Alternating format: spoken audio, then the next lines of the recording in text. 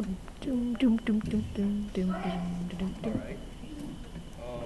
I'm William. Y'all know me. Guys, bear with me because I'm losing my voice, so Use the microphone.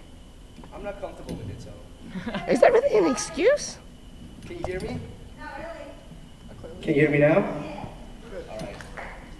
Well, I'm gonna tell you a work story. As many of y'all know, I work in a flower shop, so this Parker knows that. It's a pretty corny job, but guess what? I get paid really good. Anyways, well, I'm gonna tell you about my boss. My boss, I don't know how to describe him. He's this Middle Eastern dude, but let's say he's just like a combination between Saddam Hussein and the 40-year-old version.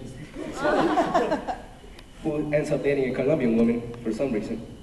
But the thing is, like 2 days before his birthday, he buys this new car. And I'm not gonna tell you what it is though, but it's a pretty fancy car. And then a couple of days later, I come to work and I see him. He's trying to get some flower arrangements on the back of his car because he's about to deliver them. But the back door is like stuck and he can't get it, he can't get the doors closed. He's like kicking the door and punching the door and throwing stuff at it. And he's all there like struggling, cursing in Persian. He's like saying words that y'all can't even understand. But then I show up and I told him like that I was gonna help him with the door.